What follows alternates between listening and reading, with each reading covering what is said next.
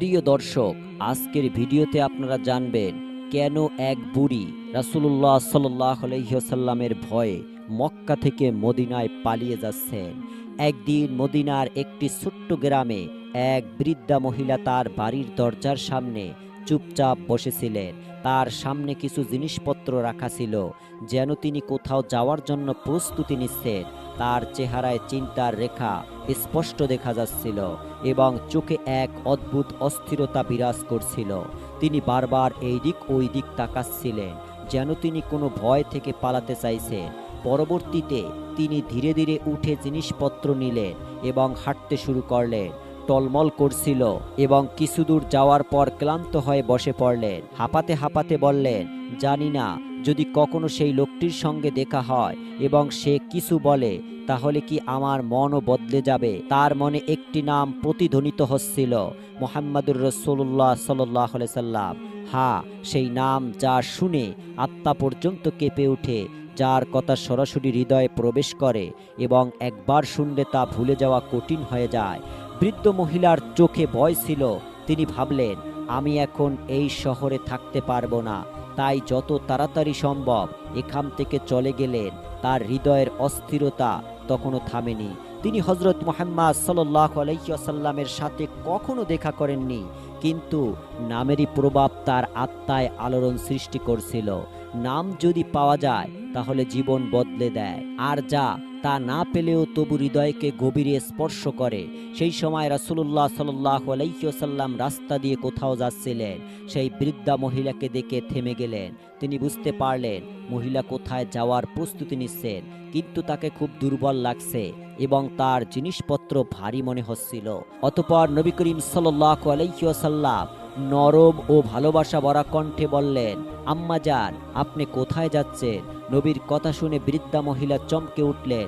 কিছু মুহূর্ত তার দিকে তাকিয়ে রইলেন, তারপর বললেন, বেটা, আমি এই শহর ছেড়ে যাচ্ছি। এখন এখানে থাকা নিরাপদ নয়, কারণ এখানে এক জাদুকর এসেছে যে মানুষের হৃদয়কে নিজের কথা দিয়ে টেনে নেয়। আমি চাই না যে আমার সাথে তাই হোক। বৃদ্ধ মহিলার কথা শুনে নবীজি সাল্লাল্লাহু আলাইহি ওয়াসাল্লাম চুপ ও শান্ত হয়ে প্রতিটি কথা মনোযোগ দিয়ে শুনলেন। তারপর খুব শান্ত স্বরে বললেন, আম্মা জান, আমি কি আপনাকে সাহায্য করতে পারি? আপনার জিনিসপত্র তো বেশ ভারী লাগছে। নবীজির কথা শুনে বৃদ্ধ মহিলা কিছু মুহূর্ত তার দিকে তাকিয়ে রইলেন এবং মনে মনে ভাবলেন, কে এই যুবক? কিছুক্ষণ ভেবে বললেন, বেটা, যদি তুমি আমার জিনিসপত্র মাথায় তুলে দাও তাহলে আমার অনেক সাহায্য হবে। বৃদ্ধের কথা শুনে নবী হাসলেন, এগিয়ে গেলেন এবং জিনিসপত্র তুলতে লাগলেন। সত্যি জিনিসপত্র ভারী ছিল। তিনি অনুভব করলেন যে এই বয়সে এতদূর নিজে নেওয়া সম্ভব নয়। তাই তিনি খুব নরমভাবে বললেন, আম্মা জান, আপনার বোঝা সত্যিই ভারী এবং আপনি এখন বৃদ্ধ। যদি আপনি অনুমতি দেন, আমি কি আপনাকে ঠিকানায় পৌঁছে দিতে পারি? বৃদ্ধা মহিলা একদম আশ্চর্য হয়ে গেলেন। এত ভদ্র, এত দয়ালু ছেলে দেখে তিনি কিছুক্ষণ চুপ রইলেন। তারপর গভীর শ্বাস নিয়ে বললেন, বেটা, এর চেয়ে আর কি মেহেরবানি হতে পারে? অতঃপর নবী মুহাম্মদ সাল্লাল্লাহু আলাইহি ওয়াসাল্লাম তার কাঁধে জিনিসপত্র তুলে নিলেন এবং ধীরে ধীরে বৃদ্ধা মহিলার সাথে হাঁটতে লাগলেন।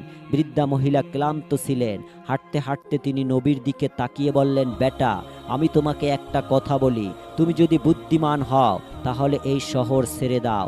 এখানে এক বিপজ্জনক জাদুকর এসেছে, তার নাম মুহাম্মদ। সে নবী সম্পর্কে মিথ্যা বলে এবং মানুষকে পথভ্রষ্ট করে। বৃদ্ধা মহিলার কথা নবী চুপচাপ শুনলেন, কোনো জবাব দিলেন না। চেহারায় শুধু শান্তি বিরাজ করছিল। কিছুক্ষণ পর মহিলা আবার বললেন, তার কথায় এমন জাদু আছে যে একবার শুনলেই মানুষ অবশ হয়ে যায়। আমি জানি কত লোক তার জালে ফেসে গেছে। আমি সারা জীবন নিজের দেবতাদের পূজা করেছি।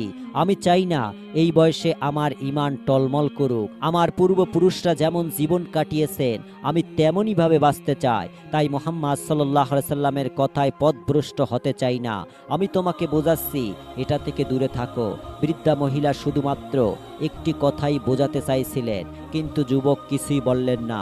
অতঃপর দীর্ঘ সফরের পর তারা গন্তব্যে পৌঁছালেন। যুবক ধীরে ধীরে জিনিসপত্র নিচে রাখলেন, এত সাবধানে যেন কোনো কষ্ট না হয়। তারপর চুপচাপ ফিরে গেলেন। বৃদ্ধ মহিলা আশ্চর্য হয়ে বললেন, বেটা, একটা কথা তো বলো যে তুমি কে? তুমি নিজের নামও বলনি। বোঝা তুলে এত সাহায্য করলে আমি সবাইকে বলবো যে আজ আমাকে রাস্তায় একজন ফেরেশতা সাহায্য করেছিল।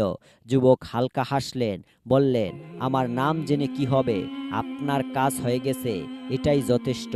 কিন্তু বৃদ্ধা জেদ ধরে বসে রইল, আমি জানতে চাই, তুমি এত ভদ্র, এত বিনয়ী, আমাকে তোমার নাম অবশ্যই জানতে হবে। যুবক কিছুক্ষণ চুপ থাকলেন, তারপর খুব নরম স্বরে বললেন, আম্মা, যাকে আপনি সারা রাস্তায় গালি দিচ্ছিলেন, যাকে আপনি জাদুকর, মিথ্যাবাদী, প্রচারণাকারী বলেছিলেন, আমি সেই ব্যক্তি, আমি মুহাম্মদ সাল্লাল্লাহু আলাইহি ওয়াসাল্লাম। বৃদ্ধা মহিলা স্তব্ধ হয়ে গেলেন, ঠোঁট কেঁপে উঠল, চোখ বড় হয়ে গেল এবং গলা শুকিয়ে গেল।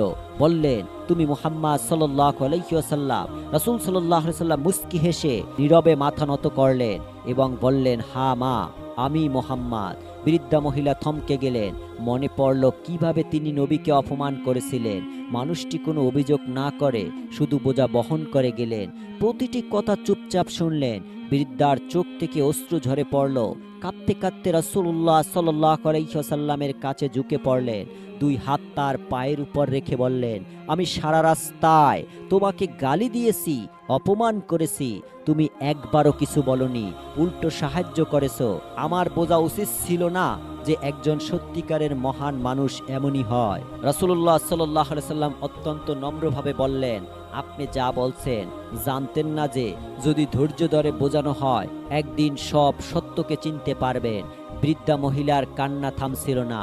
তারপর গভীর বেদনা নিয়ে বললেন, আমাকে মিথ্যা শেখানো হয়েছিল, এখন বুঝেছি তুমি সত্যবাদী, তুমি ন্যায়পরায়ণ, তুমি অবশ্যই আল্লাহর প্রেরিত রাসূল। কাঁপানো স্বরে কিন্তু পূর্ণ বিশ্বাসে বললেন, আমি সাক্ষ্য দিচ্ছি যে আল্লাহ ছাড়া কোনো উপাসনার যোগ্য নেই এবং আমি সাক্ষ্য দিচ্ছি তুমি মুহাম্মদ সাল্লাল্লাহু আলাইহি ওয়াসাল্লাম আল্লাহর প্রেরিত রাসূল। তারপর তিনি মুসলমান হয়ে গেলেন। সুবহানাল্লাহ। একদিন নবী করিম সাহাবীদের মাঝে বসেছিলেন। সবাই নিরাপত্তা ও শ্রদ্ধার সাথে মুহাম্মদ সাল্লাল্লাহু আলাইহি ওয়াসাল্লামের কথা শুনছিলেন এবং হৃদয়ে নূর সঞ্চয় করেছিলেন। হঠাৎ দূর থেকে ধুলো উঠতে দেখা গেল। মনে হলো কোনো বিপদ তাকে ঘিরে ধরছে। তিনি আশ্রয় খুঁজছিলেন এবং সোজা নবী করিমের কাছে এসে মাথা নিচু করলেন। মুহাম্মদ সাল্লাল্লাহু আলাইহি ওয়াসাল্লাম স্নেহভরে বললেন, শান্ত হও, যদি তুমি সত্যবাদী হও সত্য তোমাকে উপহার দেবে, যদি মিথ্যাবাদী হও মিথ্যা শাস্তি পাবে। নিঃসন্দেহে আল্লাহ আশ্রয় প্রদান করে এবং আমাদের আঁচলে আশ্রয় গ্রহণকারী কখনো ব্যর্থ হয় না। সাহাবীরা দৃষ্টিতে দেখছিলেন। একজন সাহাবী বললেন, রাসূল এই মুহূর্তে কি বলছিল? মুহাম্মদ সাল্লাল্লাহু আলাইহি সাল্লাম বললেন, এটি বলছে যে এর মালিকরা এটিকে জবাই করে মাংস খাওয়ার ইচ্ছা করছিল, তাই এটি তাদের কাছ থেকে পালিয়ে এসেছে এবং এটি আমার কাছে সাহায্য চেয়েছে। এমন সময় হঠাৎ বাগানের দরজার দিক থেকে শব্দ শোনা গেল। দেখা গেল কয়েকজন লোক দ্রুত দৌড়ে আসছে। তাদের ঘামে ভেজা ছিল এবং শ্বাস প্রশ্বাস দ্রুত চলছিল। উটটি তার মালিকের সাথে দেখে দ্রুত ঘাবড়ে আবার নবী করিম সাল্লাল্লাহু আলাইহি সাল্লামের কাছে পৌঁছে গেলেন। সে ঘাড় নিচু করে নবীর পেছনে এমনভাবে লুকাতে লাগলো যেমন শিশু তার মায়ের আঁচলে আশ্রয় নেয়। মালিকরা কাছে এসে আদবের সাথে আলোচনা করলো না। রাসূল সাল্লাল্লাহু আলাইহি সাল্লাম বললেন, এটি আমাদের, যা 3 দিন ধরে আমাদের কাছ থেকে পালিয়েছিল। আজ আমরা এটিকে আপনার খেদমতে পেয়েছি। তখন মুহাম্মদ সাল্লাল্লাহু আলাইহি সাল্লাম ইরশাদ করলেন, এটি আমার সামনে তার অভিযোগ বর্ণনা করেছে। এটি বলেছে, এটি তোমাদের কাছে বহু বছর ধরে পালিত হয়েছে। যখন গ্রীষ্মকাল আসতো তখন তোমরা এতে চরে সবুজ ঘাস ও চারণভূমির দিকে যেতে। যখন শীতকাল আসতো তখন তুমি এতে চরে উষ্ণ অঞ্চলের দিকে যাত্রা করত।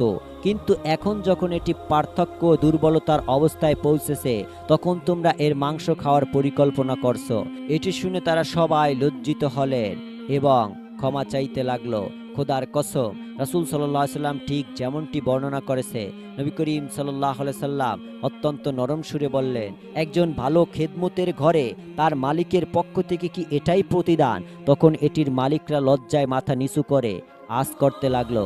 রাসূল সাল্লাল্লাহু আলাইহি ওয়াসাল্লাম বললেন, এখন আমরা এটি বিক্রি করব না, এটি জবাই করব না। তাদের কথা শুনে নবীজি সাল্লাল্লাহু আলাইহি সাল্লাম বললেন, ঠিক আছে, কিন্তু আমি এটিকে আমার কাছে রাখবো। তারপর নবী সেই উটটিকে 100 দিরহাম দিয়ে কিনে নিলেন কেনার পর নবীজি সাল্লাল্লাহু আলাইহি ওয়াসাল্লাম মুস্কি হেসে তার দিকে তাকালেন এবং বললেন, হে উট, যাও, তুমি আল্লাহর সন্তুষ্টির জন্য স্বাধীন। অতি দ্রুত উটটি নবীর পবিত্র মাথার কাছে এসে একটি বিশেষ শব্দ করল, যেন সে দোয়া করছে। দ্বিতীয়বারে তিনি আবারও শব্দ করল। নবীজি বললেন, উটটি তৃতীয়বার আবারও শব্দ করল। নবীজি সাল্লাল্লাহু আলাইহি ওয়াসাল্লাম তৃতীয়বার বললেন, আমিন। যখন উটটি চতুর্থবার দোয়া করল, তখন নবী করিম সাল্লাল্লাহু আলাইহি সাল্লামের চোখ থেকে অশ্রু গড়িয়ে পড়ল। নবী বিস্মিত হয়ে গেলেন এবং চুপচাপ শুনতে লাগলেন। এমন দৃশ্য দেখে সাহাবারা অবাক হলেন। তারা আরজ করলেন, ইয়া রাসূলুল্লাহ, উটটি কি বলছিল? তখন রাসূল সাল্লাল্লাহু আলাইহি সাল্লাম বললেন, প্রথমবার বলল, হে নবী, আল্লাহ আপনাকে ইসলাম ও কোরআনের পক্ষ থেকে সর্বোত্তম প্রতিদান দান করুন। আমি বললাম, আমিন। তারপর দ্বিতীয়বার বলল, আমাদের দিয়ে আপনি আপনার মতো থেকে সেইভাবেই ভয় দূর করুন, যেভাবে আপনি আমার থেকে ভয় দূর করেছেন। আমি বললাম, আমিন। পরবর্তীতে তৃতীয়বার বলল, আল্লাহ তাআলা আপনার উম্মতের রক্তকে শত্রুদের থেকে সেইভাবেই সুরক্ষিত রাখুক, যেইভাবে আপনি আমার রক্ত সুরক্ষিত রেখেছেন। আমি বললাম, আমিন। চতুর্থবার, আল্লাহ তাআলা আপনার উম্মতের মধ্যে কখনো যুদ্ধ বিগ্রহ সৃষ্টি না করুক। এটি শুনে নবীজি মুহাম্মদ সাল্লাল্লাহু আলাইহি সাল্লাম চোখ থেকে অশ্রু প্রবাহিত হতে লাগলো। তিনি অত্যন্ত আবেগপূর্ণ স্বরে বললেন, এই তো আমি আমার রবের কাছে চেয়েছিলাম। প্রথমত 3টি দল আল্লাহ কবুল করে নিয়েছিল, কিন্তু বিশেষ দোয়া মঞ্জুর করেনি। হযরত জিবরাইল আলাইহিস সালাম আমার কাছে আল্লাহর বার্তা নিয়ে এলেন এবং বললেন, এই মত নিজেদের মধ্যে ঝগড়া বিবাদ করবে এবং এতে ধ্বংস হবে। যা কিছু হয়েছে তা আল্লাহ তাআলার কলমে আগে লেখা হয়ে গেছে। এটি শুনে সাহাবায়ে কেরামের হৃদয় ভারাক্রান্ত হয়ে গেল, মস্তিষ্কে গভীর নীরবতা নেমে এলো। সবাই ভাবছিল, যারা আজ রাসূলুল্লাহ সাল্লাল্লাহু আলাইহি সাল্লামের সামনে বসে আছে, কাল একে অপরের বিরুদ্ধে তলোয়ার তুলবে। তখন মুহাম্মদ সাল্লাল্লাহু আলাইহি ওয়াসাল্লাম অত্যন্ত বেদনাপূর্ণ স্বরে বললেন, আমার সাহাবারা শুনে নাও, আমি তোমাদের সেই কথা বলছি যা আল্লাহর হুকুমে তোমাদের সামনে এসেছে। কিন্তু তোমাদের মধ্যে যে কেউ এই ফিতনা থেকে বাঁচতে পারে, কোরআনকে মজবুতভাবে ধরে রাখো, একে অপরের সাথে ভালোবাসা রাখো এবং অত্যাচার থেকে দূরে থাকো। তারপর হযরত মুহাম্মদ সাল্লাল্লাহু আলাইহি সাল্লাম উটের দিকে তাকালেন, যা এখন নিশ্চিন্তে কাছে দাঁড়িয়েছিল, এবং বললেন, নির্ভক প্রাণী, আজ তোমাদেরকে শিক্ষা দিয়েছে যে কঠিন সময় কোথায় আশ্রয় নিতে হয়। যে আমার আশ্রয় এসেছে, আল্লাহ তাকে নিরাপত্তা দিয়েছেন। তোমরা নিজেদের ঈমানকে আমার দ্বীন ও আশ্রয়ে রাখো। এটি বলে মুহাম্মদ সাল্লাল্লাহু আলাইহি সাল্লাম উটটিকে উন্মুক্ত করে দিলেন। উটটি একবার আবার মাথা নত করে সালাম করল এবং ধীরে ধীরে চলতে চলতে বাগানের দরজা থেকে বাইরে বেরিয়ে গেল। সেই দিনের পর সাহাবায়ে কেরাম এবং মদিনার মানুষ প্রাণীদের সাথে আগের চেয়েও বেশি নরম ও ভালোবাসা করতে লাগলো, এবং এই কথা সবার হৃদয়ে বসে গেছে যে নবী মুহাম্মদ সাল্লাল্লাহু আলাইহি সাল্লাম প্রতিটি সৃষ্টির জন্য সমান অধিকার দেন। তো প্রিয় দর্শক, ইসলামিক ইতিহাস ও নবী রাসূলের গল্প শুনতে আমাদের চ্যানেলটি সাবস্ক্রাইব করুন। আল্লাহ হাফেজ।